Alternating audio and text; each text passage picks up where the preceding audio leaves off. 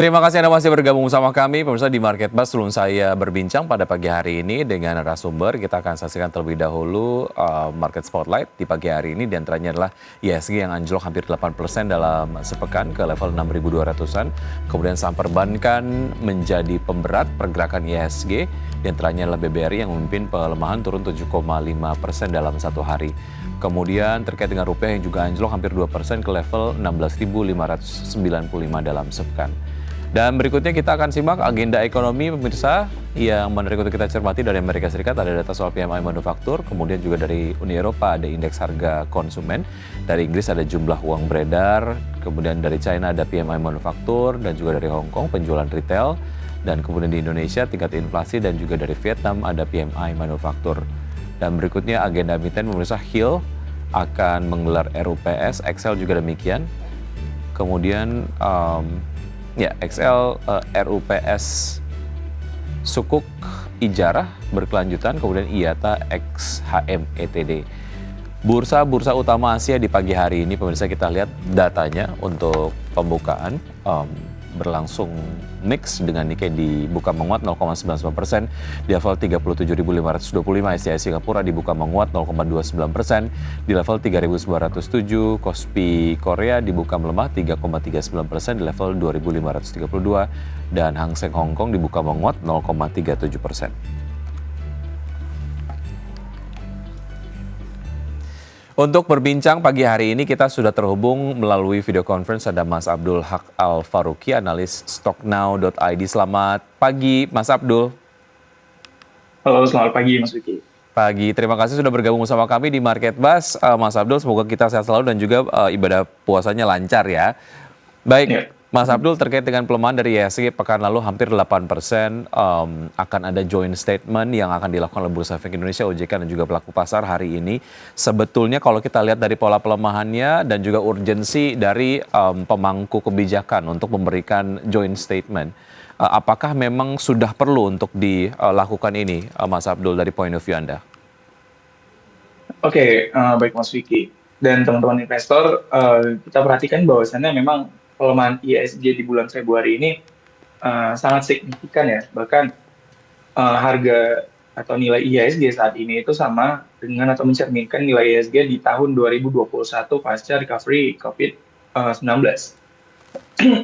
Nah, yang perlu kita perhatikan saat ini adalah apa yang membebani IHSG sehingga bisa turun sangat dalam seperti ini.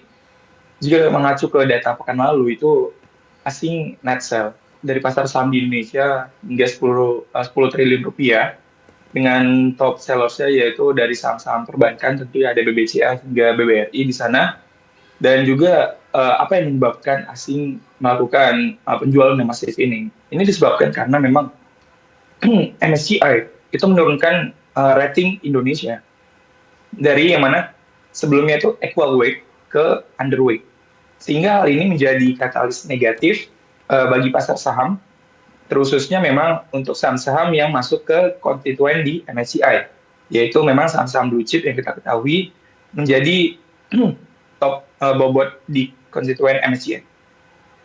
Nah, kalau kita ulik lagi, apakah memang bursa dan lain-lainnya, pemangku kebijakan akan memberikan joint statement seperti apa? Nah, kita harapkan memang bursa akan memberikan atau sosialisasikan terkait dengan kondisi pasar saham Indonesia saat ini, mengapa memang penurunan ini sangat signifikan. Itu semoga diharapkan bisa diberikan statementnya, agar seluruh investor dapat mengerti nih, dan dapat bijak di dalam mengambil tindakan sebelum membeli saham.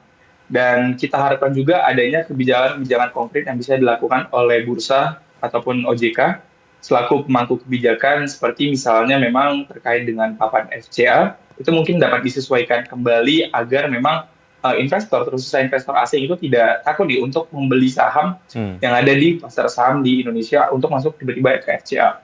Baik. Dan juga memang yang perlu diperhatikan lagi adalah terkait dengan kebijakan seperti pembukaan broker summary itu sangat dibutuhkan oleh investor saat ini agar investor semakin transparan di dalam melakukan investasi seperti itu. Baik, bicara mengenai signifikansi dari joint statement ketika kemudian kemarin IHSG melemah hampir 8%. Sebetulnya seberapa signifikan sih ini kemudian memberikan dampak at least dari point of view psikologis pelaku pasar, Mas Abdul?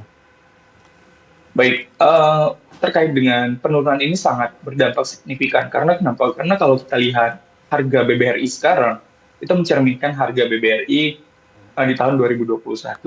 Nah, jika kita lihat margin of safety dari BBRI dari peak levelnya di 6.400, itu di harga saat ini butuh kenaikan hingga 100% untuk bisa kembali ke level tertingginya. Sehingga ini cukup jauh ya, selisih di antara level tertinggi BBRI dengan harga saat ini. Sehingga ini bisa menjadi kekhawatiran bagi para investor terkait dengan resilience dari saham-saham blue chip, khususnya saham big banks, untuk bisa bertumbuh nih di tahun 2025 atau ada optimisme di tahun 2025.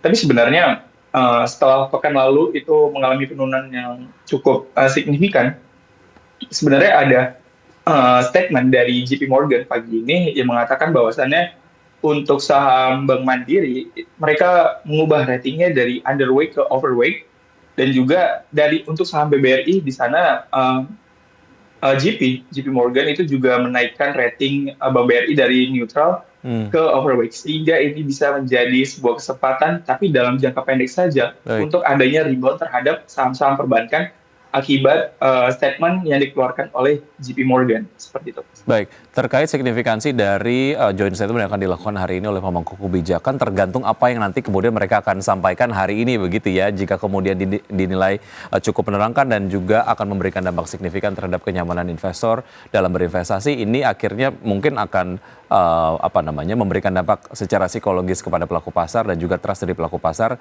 berinvestasi di pasar modal Indonesia. Dan juga terkait dengan BBRI dan juga Bank Mandiri, ada rating yang Anda tadi sampaikan. Semoga juga ini dapat menjadi pendongkrak ya dari pergerakan harga saham BBRI specifically yang kemarin memang sudah melemah signifikan. Oke, kalau dilihat dari pola pelemahan yang terjadi di pasar domestik sejauh mana ini juga kemudian juga terjadi di pasar di negara lain di Asia terutama, Mas Abdul. Oke, baik. Jika kita bercermin ke pasar global dan Asia, sebenarnya memang tidak di Indonesia saja yang mengalami pelemahan. Kita ke ruang lingkup yang lebih kecil, yang kecil terlebih dahulu di ASEAN. Di situ ada Stock Exchange of Thailand, yang mana di pekan lalu itu melemah 2 digit, itu di angka kisaran 14 hingga 15% kalau tidak salah, itu pelemahan indeksnya di pekan lalu saja.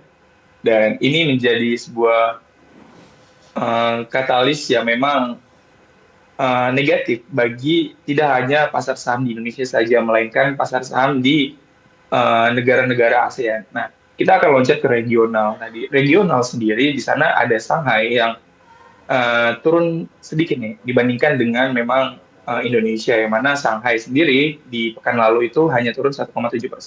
Sehingga memang kita lihat bahwasannya tidak hanya di Indonesia saja yang terdampak negatif dari perubahan peringkat yang dikeluarkan oleh MSCI sendiri, tapi di pasar saham regional maupun di pasar saham ASEAN itu juga mengalami pelemahan yang sama, walaupun memang China kita ketahui naik ya peringkatnya sebenarnya dari underweight ke equal weight. Tapi memang pasar saham China merespon negatif terkait dengan kebijakan-kebijakan yang dianut oleh Donald Trump, di mana memang rumornya diisukan akan ditetapkan di tanggal 4 Maret ini. Baik, apa yang perlu diantisipasi ketika kemudian kondisi market seperti ini, walaupun ada sedikit optimisme yang Anda tadi sampaikan mengenai saham perbankan big caps ya, yang most likely mungkin akan terjadi rebound di perdagangan di hari ini gitu. Apa yang perlu diantisipasi? Kita akan lanjutkan usai jeda berikut ini, Mas Abdul. Dan pemirsa tetap bersama kami akan segera kembali. Terima kasih Anda masih bergabung bersama kami. Pemirsa, sebelum saya lanjutkan perbincangan bersama Mas Abdul Haq Al-Faruqi, analis Stocknow.id, kita akan simak terlebih dahulu data pembukaan market di pagi hari ini. Nampaknya saham-saham berbasis perbankan big caps ini mengalami penguatan cukup signifikan ya. BBRI sendiri hampir 5% ke level 3.520, BBCA menguat 2,08% di level 8.600, BMRI juga menguat 3,26% dan BBNI menguat 3,72% di level 4.180. Kami capture datanya beberapa saat yang lalu. IHSG sejauh ini bergerak menguat 1,5% di level 6.364,944. Kalau kita lihat pergerakan dari sektoral sendiri, pemirsa, sektor finance ini menjadi salah satu sektor yang menguat signifikan 1,43%, sebelum finance di posisi 2 lah ya, ada di posisi 1. Sektor infrastruktur yang menguat juga signifikan 1,53%, disusul basic industries, energi dan lain sebagainya. Baik, saham-saham yang masuk dalam jajaran top gainers diantaranya adalah ada BBMI, BBRI, BMRI, BBNI, kemudian juga MDKA dan juga BRIS. Top losers ada Antam, Alive, Clio, MAPI, PTBA. Baik, kita lanjutkan sedikit mengenai apa yang tadi kita perbincangkan Mas Abdul, mengenai apa yang perlu diantisipasi ataupun mungkin strategi investasi apa yang dapat dilakukan hari ini. Kalau kita lihat IHSG rebound dan juga saham-saham berbasis perbankan big caps juga rebound cukup signifikan. Apa yang bisa dilakukan oleh pelaku pasar? Oke, sebenarnya hari ini reboundnya kan memang disebabkan oleh sentimen yang telah saya mention tadi terkait dengan rating Bank BMRI dan BBRI dari JP Morgan, tetapi memang yang bisa dilakukan oleh pelaku pasar sebenarnya memang antisipasi ini untuk adanya aksi taking profit yang dilakukan oleh para investor. Nah, jika kita melihat bahwasannya data perdagangan hari Jumat lalu, itu broker summary-nya dicatatkan bahwasannya memang JP Morgan itu melakukan akumulasi yang sangat besar di saham Bank Mandiri. Sehingga memang ketika saham Bank Mandiri hari ini naik, ada kekhawatiran bahwasannya investor melakukan aksi taking profit.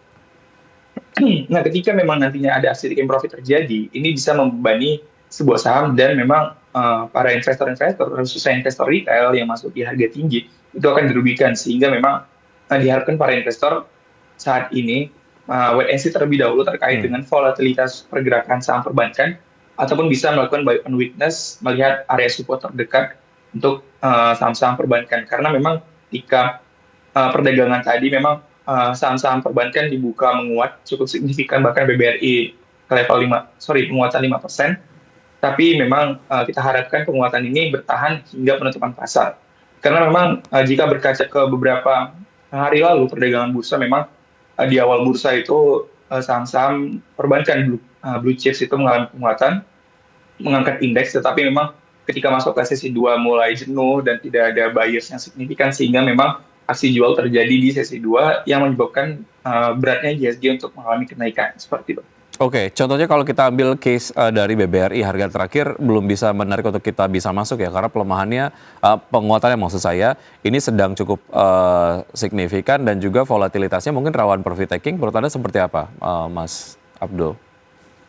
Nah, untuk BBRI sendiri sebenarnya saya sangat mengkhawatirkan adanya aksi profit taking ya, karena memang dari BBRI sendiri kita ketahui bahwasannya saham ini salah satu saham di antara 4 big banks lainnya yang cukup volatile dan sangat sensitif terhadap isu-isu yang menerpa pasar saham.